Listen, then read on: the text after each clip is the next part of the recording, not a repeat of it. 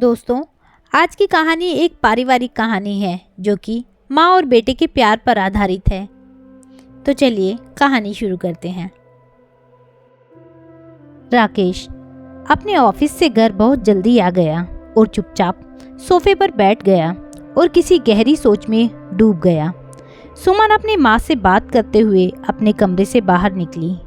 तभी सुमन की नज़र राकेश पर पड़ी। अपनी माँ से फ़ोन काटते हुए बोली, अरे आप कब आए? मुझे आवाज़ भी नहीं दी। क्या बात है? ऑफिस में सब ठीक तो है ना? मैं कुछ दिनों से नोटिस कर रही हूँ कि आप आजकल बहुत उदास रहते हैं। सुमन, तुम तो जानती ही हो पिताजी के जाने के बाद माँ कितनी अकेली हो गई है और ऊपर से अब उनकी तबीयत भी ठीक नहीं रहती। तो मैं सोच रहा हूँ कि अब माँ को इस महीने यहाँ ले आता हूँ। माँ इस घर में हमारे साथ रहेंगी तो बाबू के साथ उनका दिल लगा रहेगा। बाबू को भी दादी का प्यार मिल जाएगा और तुम्हें भी उसे संभालने में कोई परेशानी नहीं होगी। सुमन, बस मुझे तुमसे यही कहना है कि मेरी मम्मी को भी अपनी माँ ही समझना, उन्हें कभी सास मत समझना। पिताजी के जाने के बाद उनकी ज़िंदगी में एक खालीपन सा आ गया है। मुझसे वादा करो कि तुम उस खालीपन को भरने में मेरी मदद करोगी। अपनी माँ के लिए चिंतित राकेश ने अपनी पत्नी सुमन से कहा। हालांकि सासू माँ के साथ रहने की सुमन की बिल्कुल भी इच्छा नहीं थी, लेकिन अपने पति की मातृभक्ति को देखकर कुछ न बोल पाई। बस एक हल्की सी मुस्कुराहट के साथ उसने हामी भर दी। आखिर करती क्या? अगर विरोध करती तो पति की नज़र में वह खराब बनती, जो वह बनना नहीं चाहती थी। अगले दिन अपनी माँ का सामान पैक करवाकर उन्हें अपने साथ घर ले आया। घर आते ही राकेश ने माँ से कहा, माँ, यह सिर्फ हमारा घर नहीं है बल्कि आपका भी घर है, बल्कि इस घर पर हमसे पहले आपका अधिकार है। यह सुनकर सुलेखा जी अपने बेटे पर गर्व महसूस कर रही थी। वहीं रसोई में सुमन क्रोध से जल भून रही थी। उन्होंने आते ही रसोई का काम संभाल लिया, जिससे सुमन को भी बहुत मदद मिलने लगी। बच्चे और घर के चक्कर में सुमन अपने मायके भी नहीं जा पाती थी, जो कि उसी शहर में था। उधर माँ राकेश की पसंद का खाना बनाकर उसे खिलाती। यह सब देखकर सुमन खुश भी होती और नाराज़ भी होती। एक दिन सुमन अपने पति से बोली, अच्छा अब तो मैं मायके जा सकती हूँ, अब तो मम्मी जी आ गई हैं तो मैं अपनी माँ से मिलाती हूँ।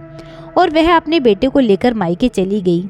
सुमन की माँ बोली, बेटा सुमन, यह तुमने अच्छा किया कि तुम यहाँ आ गई। कम से कम तुम्हारी सास के आने पर तुम्हें कुछ फ़ायदा तो हुआ, वरना तुम तो घर में के कामों में ही व्यस्त रहती हो, तो तुम्हें हमारे पास आने का मौका ही नहीं मिलता। सुमन बोली, माँ वह सब तो ठीक है, परंतु आपका दामाद बिल्कुल श्रवण कुमार बनता गया है। माँ के आने के बाद पत्नी पर से ध्यान ही हट गया है। सुमन की माँ बोली, बेटा सुमन, दामाद जी को दोष मत दो। दामाद जी तो बहुत भोले हैं, पर अपनी सास को सीधा मत समझना। वह दूसरों के सामने सीधी बनती है, तभी तो दामाद जी को अपनी उंगलियों पर नचा दिया है। तुम चौकन्ने रहना, उनके माया जाल में मत पड़ना, वरना तुम्हें भी अपनी उंगलियों पर नचाएगी। ज़्यादा परेशान करे तो उन्हें गांव का रास्ता दिखा देना। जब उसकी माँ यह अनमोल ज्ञान बेटी को दे रही थी तो सुमन के पिता बोले, बेटी मायके आई नहीं कि तुम उसे घर तोड़ने की बात कर रही हो। बेटा सुमन, तुम अपनी माँ की बातों में आकर अपने पैर पर कुल्हाड़ी मत मारना। उसकी माँ ने पति को बाहर जाने को कह दिया और वह भी चुपचाप वहाँ से चले गए। सुमन का मायका आना जाना लगा रहता। कुछ रोज पहले की बात है, राकेश का जन्मदिन आया। सुमन मायके में थी और राकेश उसे मायके लेने गया। उस रोज सुलेखा जी की तबीयत कुछ ठीक नहीं लग रही थी। वह बेड पर लेटे लेटे उन पुराने दिनों को याद करने लगी कि कैसे मैं अपने बेटे के लिए केक बनाती थी, उसे सरप्राइज़ देती थी और कितना खुश हो जाता था। इतने साल बाद मुझे मौका मिला है तो क्यों ना थोड़ी हिम्मत करके फिर से वह पल जिए। उन्होंने अपने बेटे के लिए केक और उसके पसंद के खाने की चीज़ें बनाने में जुट गई। उसकी एक मुस्कुराहट पर अपनी सारी थकान भूल गई थी। उनकी तबीयत ठीक नहीं थी, फिर भी वह लगी थी। सभी चीज़ों की तैयारी कर सुलेखा जी मन ही मन खुश हो रही थी कि बेटा पुराने दिनों को याद करके खुश हो जाएगा। 1 घंटे बाद जब वह आया तो पूरे घर में केक, माँ के खाने के व्यंजनों की खुशबू आ रही थी। सुलेखा जी ने फटाफट खाने की सारी चीजें टेबल पर लगाई और रसोई से केक लाकर राकेश से बोली, जन्मदिन की ढेर सारी बधाई हो बेटा, ईश्वर तुम्हें मेरी उम्र भी दे दे। राकेश ने केक काटा। सुलेखा जी ने राकेश को केक खिलाया और खाने की तरफ जैसे ही इशारा किया, सुमन बोली, मम्मी जी इतना खाना बनाने से पहले एक बार पूछ तो लेती, हम तो बाहर से इनका बर्थडे सेलिब्रेट करके आए हैं। सुलेखा जी हैरानी से केक की तरफ देखने लगी। राकेश बोला, इसकी बहनें पार्टी मांगने लगी तो इसलिए हमें बाहर ही खाना पड़ा, लेकिन आपके बनाए हुए केक से अच्छा वहाँ का केक नहीं था। बेटे की इतनी सी बात सुनकर सुलेखा जी खुश हो गई और बेटे को केक खिलाया। फिर छोटा सा टुकड़ा जैसे ही वह बाबू को खिलाने लगी, सुमन ने झट से बाबू को वहाँ से उठा लिया और बोली, मम्मी जी इसे कुछ मत दीजिए, इसे मैं खाना खिलाकर लाई हूँ। और सुमन बाबू को लेकर कमरे में चली गई। राकेश माँ का दिल रखने के लिए उनके साथ बैठ गया और उनकी खुशी के लिए एक रोटी और सब्जी खाई थी, जिसे देखकर सुलेखा जी का मन अब तृप्त तो हो गया। वहीं दूसरी तरफ सुमन गुस्से से तप रही थी। खाना खाकर राकेश कमरे में गया तो सुमन मानो बंदूक लेकर ही बैठी थी। उसने कहा, मुझे समझ नहीं आ रहा, जब तुम खाना पहले से खा चुके थे तो यहाँ खाने की क्या ज़रूरत थी।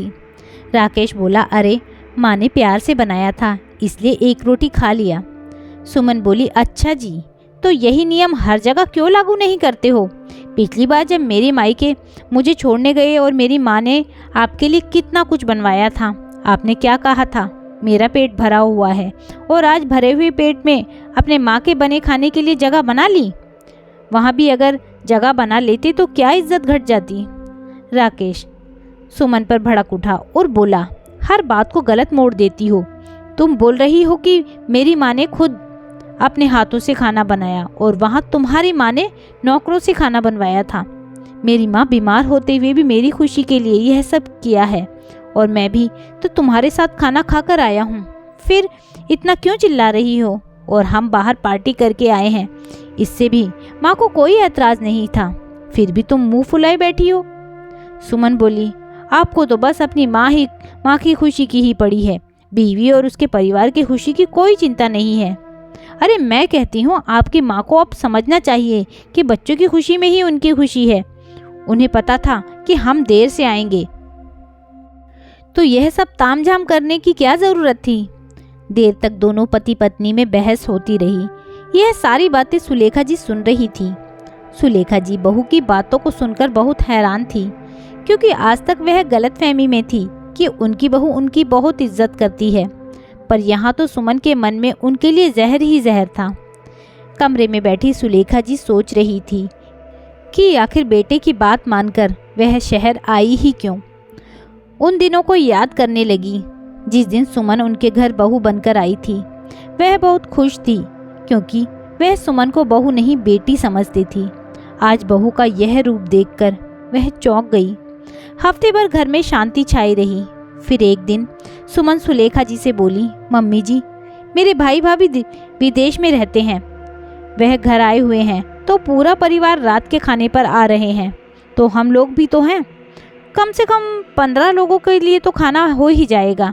सबके लिए खाना बनाकर रखिएगा, मैं मार्केट जाकर सबके लिए गिफ्ट लेकर आती हूँ।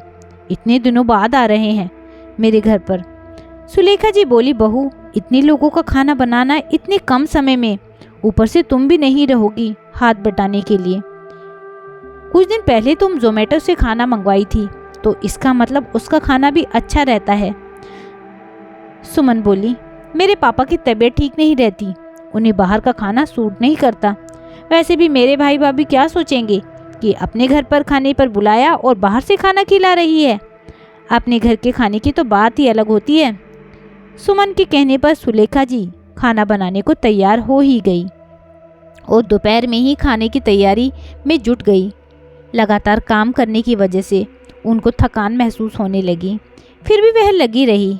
एकाएक उन्हें चक्कर आने लगा तो वह जाकर सोफे पर बैठ गई और आराम करने लगी। तभी राकेश घर में आया। बेटे को देखकर जैसे ही सुलेखा जी उठी तो चक्कर खाकर गिर पड़ी। बेटे ने जैसे तैसे माँ को उठाया और अस्पताल लेकर गया। वहाँ जाकर पता चला उनका बीपी लो है राकेश ने अस्पताल से सुमन को फ़ोन किया और कहा, आज डिनर का प्रोग्राम कैंसिल कर दो, माँ की तबीयत ठीक नहीं है, ना जाने यहाँ से कब छुट्टी मिलेगी। सुमन ने डिनर का प्रोग्राम तो कैंसिल कर दिया, परंतु सुमन गुस्से में कांप रही थी। 2 घंटे बाद राकेश अपनी माँ को घर लेकर आया और फ्रेश होने चला गया। सुमन उनका हाल तक नहीं पूछी, बल्कि उल्टा उन पर चढ़ गई और उनको खरी खोटी सुनाने लगी। आपकी ऐसी कैसी तबीयत है जो खराब हो गई? ऐसे तो आप बड़ी अच्छी बनती हैं। साफ साफ क्यों नहीं कहती कि मेरे घर वालों को आना आपको पसंद नहीं है? सुलेखा जी बोली, बहू, मेरी जगह अगर तुम्हारी माँ होती तब भी उनकी खराब तबीयत को तुम नाटक कहती। नाराज सुमन अपने कमरे में चली गई। उसके बाद तो वह सीधे मुख कभी सुलेखा जी से बात नहीं करती थी। सुलेखा जी को बहू का ऐसा रूखा व्यवहार खटकने लगा था। अब उस घर में उनका दम घुटा करता था। वह कई बार राकेश को गांव भेजने की बात करती, परंतु राकेश हर बार टाल देता।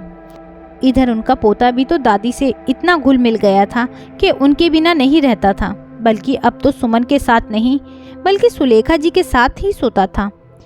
इस बच्चे के सहारे सुलेखा जी भी वक्त काट रही थी। धीरे धीरे समय बीतने लगा। सुमन अब बच्चों को सुलेखा जी के भरोसे छोड़कर शॉपिंग करती, घूमने जाती। एक रोज बाबू पानी से खेल रहा था। सुलेखा जी उसे मना कर रही थी, पर बाबू मान नहीं रहा था। खेलते खेलते कब उसने कमरे में पानी गिरा दिया पता न चला। फिर थक हार कर दादी से खाने की जिद करने लगा।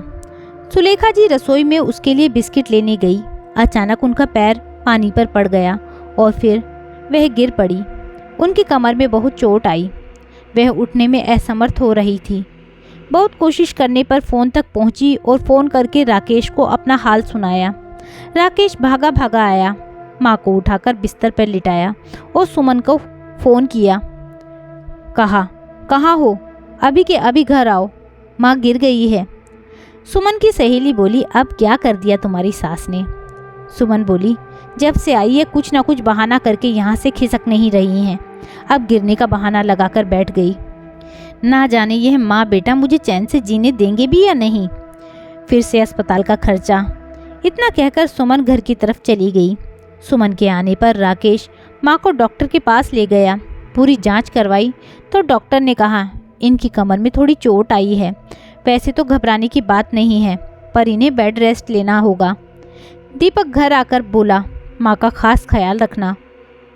एक काम वाली लगा लो ताकि तुम्हें भी कोई दिक्कत ना हो, पर माँ को और कोई काम मत करने देना। राकेश की हिदायत पर सुमन अब सुलेखा जी से कोई काम नहीं लेती थी, पर हमेशा खिंची खिंची रहती थी। धीरे धीरे समय बीता। सुलेखा जी की तबीयत ठीक होने लगी। सुमन की माँ फ़ोन करके बेटी का हालचाल पूछती, परंतु कभी समधन से यह नहीं पूछती कि उनकी तबीयत कैसी है। यह बात राकेश से छुपी नहीं थी, परंतु घर की शांति के लिए वह कुछ भी नहीं कहता था। अब सुलेखा जी की पूरी तरह स्वस्थ हो गई थी और गांव जाने की जिद करती थी। राकेश बोला, माँ अब यही आपका घर है। अगर हमारी गैर हाजिरी में आपको वहाँ कुछ हो जाता तो बताइए कौन ख्याल रखता। माँ बेटे का प्यार देखकर सुमन को फिर गुस्सा आने लगा और उसका गुस्सा बढ़ने लगा। एक रोज़ राकेश की छुट्टी थी। सुमन को किट्टी पार्टी में जाना था। बाबू उसके पास खेल रहा था। सुमन को लगा कहीं बेटे की वजह से उसकी पार्टी ना खराब हो जाए, इसलिए उसने अपना फ़ोन ऑन करके बेटे को दे दिया और तैयार होने लगी। रोशनी को देर होने लगी तो जल्दीबाजी में वह अपना फ़ोन बेटे के पास ही छोड़कर निकल गई। वीडियो देखते देखते बाबू सो गया। राकेश को हैरानी हुई क्योंकि सुमन अपना फ़ोन उसे छूने तक नहीं देती थी। राकेश की जिज्ञासा बढ़ी और वह सुमन का फ़ोन लेकर कमरे में चला गया। जैसे ही उसने फ़ोन का व्हाट्सएप खोला और उसमें उसकी सास के कई व्हाट्सएप मैसेज आने लगे। राकेश ने उसे खोला तो उसकी सास की आवाज़ आई, बेटा तेरी सास कब जाएगी? उसके रहते तो हम भी वहाँ नहीं आ पाते और न ही तुम हमारे पास आ रही हो। ना जाने यह बीमारी कब तुम्हारे घर से जाएगी। मैं तो कहती हूँ उसे अब चलता करो, और दामाद बाबू अगर बोलें तो उन्हें कहना कि मैं मायके चली जाऊँगी। औरत की यह धमकी पतियों को कमज़ोर कर देती है। मेरी बात मानो, एक बार कहकर देखो। राकेश को अपने कान पर भरोसा नहीं हो रहा था। उनके मन में उसकी माँ के लिए इतना जहर भरा है। राकेश की जिज्ञासा बढ़ी। उसने पुराने मैसेजेस को पढ़ना शुरू किया तो उनके पैरों तले से ज़मीन खिसक गई, क्योंकि उसकी पत्नी ने अपनी माँ को पहले जो लिखा था उसे पढ़कर वह हैरान था कि उसकी पत्नी उसकी माँ को बोझ समझती है और अपनी माँ के कहने पर वह सुलेखा जी से सीधे मुंह बात तक नहीं कर रही थी। यह सब सोचकर राकेश का गुस्सा 7वें आसमान पर पहुंच गया और वह रोशनी के घर लौटने का इंतज़ार करने लगा। सुलेखा जी बाबू को कमरे में सुलाने आई तो बेटे के तमतमाते चेहरे को देखकर कारण पूछी। राकेश ने माँ से कुछ नहीं छिपाया, वह सब कुछ बता दिया। सुलेखा जी बोली, बेटा तुम्हें मेरी सौगंध, बहू से कुछ मत कहना। मैं तो कब से कह रही हूँ कि मुझे गांव भेज दो, मेरे जाने के बाद सब कुछ ठीक हो जाएगा। तुम्हारी गृहस्थी मेरी वजह से परेशान है, यह सब मुझे बिल्कुल मंजूर नहीं। तभी सुमन घर लौट आई और बोली, आप सब मेरे कमरे में क्या कर रहे हैं? राकेश मुस्कुराता हुआ उसका फ़ोन उसके हाथ में दे देता है। एक पल को सुमन डर गई कि कहीं पोल तो नहीं खुल गई। राकेश ने जब कुछ नहीं कहा तो वह निश्चिंत हो गई। अगली सुबह रविवार था। राकेश बोला, सुमन चलो तुम्हारे मायके चलते हैं। यह सुनकर सुमन खुश हो गई। बेटे को फटाफट तैयार की और बिना नाश्ता किए मायके जाने के लिए तैयार हो गई।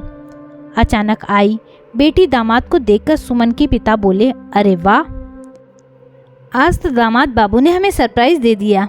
आइए आइए, अरे इनके लिए चाय नाश्ते की व्यवस्था करो। राकेश बोला, नहीं नहीं, मुझे बिल्कुल भूख नहीं है, मैं तो बस आपको आपकी अमानत लौटाने आया हूँ। यह बात सुनकर सबके साथ सुमन भी हैरान हो गई। ससुर जी बोले, क्यों, कौन सी अमानत? राकेश बोला, 4 साल पहले आपने बेटी मुझे अमानत के तौर पर दी थी, मैं उसे लौटाने आया हूँ। सुमन गुस्से से बोली, मुझे ऐसा मजाक बिल्कुल पसंद नहीं। आपकी हिम्मत कैसे हुई मेरे पिता से ऐसे बात करने की? ससुर जी बोले, बेटा साफ साफ बताओ क्या बात है? राकेश बोला, बेहतर होगा आप यह बात अपनी पत्नी और अपनी बेटी से पूछें, क्योंकि आप मेरे घर में आपकी बेटी के लिए कोई जगह नहीं है। सुमन की माँ गुस्से में बोली, दामाद जी, मैं देख रही हूँ कि जब से आपकी माँ आई है आप हम लोगों से सीधे मुंह बात नहीं करते हैं। आखिर आपकी समस्या क्या है, बताएंगे? बोला, समस्या तो आप हैं सासू माँ, जो आप अपनी बेटी का घर बनने ही नहीं देना चाहती। आपका कारनामा अब मुझसे छिपा नहीं। सुमन की माँ को लगा कि अब उसकी पोल खुल गई है, तो उन्होंने चुप रहना ही बेहतर समझा। सुमन बोली, तुम्हारी हिम्मत कैसे हुई मेरी माँ से इस तरह बात करने की? राकेश बोला, क्योंकि तुम मेरी माँ से बुरा व्यवहार कर सकती हो और मैं तुम्हारी माँ से कुछ नहीं कह सकता। वह बोली, मैंने कब तुम्हारी माँ से के साथ बुरा व्यवहार किया, और उस सब में मेरी माँ बीच में कहाँ से आ गई? राकेश बोला, ससुर जी, आप दूध का दूध और पानी का पानी आपके सामने हो जाएगा। कहिए अपनी बेटी से अपना फ़ोन खोले और अपनी माँ से की हुई सारी बातचीत आपको बताए। यह सुनकर सुमन हड़बड़ा गई और अपना फ़ोन छिपाने लगी। जब पिता ने चिल्लाकर बेटी से कहा, उसने फ़ोन खोलकर दिखाया। सारी बात जब सबके सामने आई तो राकेश उसे बोला, ससुर जी, सासू माँ यहाँ से बैठे बैठे मेरे घर पर कंट्रोल कर रही हैं, यह कहाँ तक सही है? अरे अगर बेटी के बिना मन नहीं लगता तो रखो इसे मायके में, पर मेरे घर में तो शांति रहने दीजिए। यही काम अगर आपका बेटा और बहू आपके साथ करें तो आपको महसूस होगा। उस समय तो आप अपनी बहू का दोषारोपण करेंगे। अरे अपनी बेटी अच्छी लगती है तो दूसरों की माँ बेटी तो आपको बुरी लगती हैं। सुमन के पिता ने उन्हें जोरदार थप्पड़ मारा। वो बोले, मैं सोचता था कि उम्र होने पर तुम संभल जाओगी, पर नहीं, तुम कभी नहीं सुधर सकती। अपनी बेटी के घर गृहस्थी को बर्बाद करने पर तुली हुई हो। यही कारण है कि तुम्हारा बेटा बहू हमारे साथ नहीं रहते। अरे जिसके मन में खुद खोट हो वह दूसरों को क्या ही सलाह देगा। और सुमन, तुम इतनी पढ़ी लिखी हो कि तुम्हें सही गलत का ज्ञान नहीं है। सुमन ने अपनी सास के लिए अपशब्द कहा। राकेश ने एक जोरदार थप्पड़ उसे मारा और बोला, यह पहली और आखिरी दफा होगा जब मेरी माँ के लिए तुम गलत शब्द का इस्तेमाल की हो। मैं तुम्हारे माता पिता का लिहाज करके अब तक चुप था, पर अब और नहीं। मैं अपने घर में किसी और की दखल अंदाजी बर्दाश्त बिल्कुल नहीं करूँगा। ससुर ने बात को संभालते हुए कहा, दामाद बाबू, मैं हाथ जोड़कर आपसे माफ़ी मांगना चाहता हूँ। इसकी माँ की सज़ा आप मेरी बेटी को मत दीजिए। मैं बहुत शर्मिंदा हूँ। शायद मेरी पत्नी के इस व्यवहार के कारण मेरा बेटा मेरे साथ नहीं रहता। पिताजी की झुकी गर्दन देखकर सुमन को खुद पर शर्म आने लगी। ससुर को हाथ जोड़ते देख राकेश बोला, आप मुझसे बड़े हैं, यह मत कीजिए। क्या करूं? मुझसे सहन नहीं हो रहा था कि मेरे परिवार में मेरी माँ के खिलाफ कोई साजिश करे। मैं आपके कहने पर सुमन को वापस तो ले जा रहा हूँ, पर दोबारा अगर ऐसी घटना हुई तो शायद मैं यह नहीं कर पाऊंगा। इतना कहकर राकेश जाने लगा। पिता ने सुमन को इशारा किया तो वह अपने बेटे को लेकर उसके पीछे पीछे चल दी। कुछ घंटों बाद सुमन के मम्मी पापा बेटी के ससुराल पहुँचे। उनकी गर्दन झुकी हुई थी। माँ बेटी ने सुलेखा जी के सामने हाथ जोड़कर अपने व्यवहार के लिए माफ़ी मांगी। उसके पिता ने आश्वासन दिया कि भविष्य में अब कभी भी हमारे परिवार की तरफ से आपके परिवार में दखलंदाजी नहीं होगी। सुलेखा जी ने अपना हृदय को विशाल किया और अपनी समधन और बहू को माफ़ कर दिया। सुलेखा जी को उनके घर में मान और सम्मान के साथ प्यार भी मिलने लगा, और अंत भला तो सब भला। तो दोस्तों, आपको यह कहानी कैसी लगी मुझे कमेंट करके ज़रूर बताइएगा। यदि कहानी अच्छी लगी हो तो कहानी को लाइक कीजिएगा, शेयर कीजिएगा और मेरे चैनल को सब्सक्राइब करना ना भूलिएगा। साथ ही बेल आइकन भी प्रेस कर दीजिएगा ताकि आने वाली नई कहानी का नोटिफिकेशन आपको समय पर मिल सके। कहानी सुनने के लिए बहुत बहुत धन्यवाद।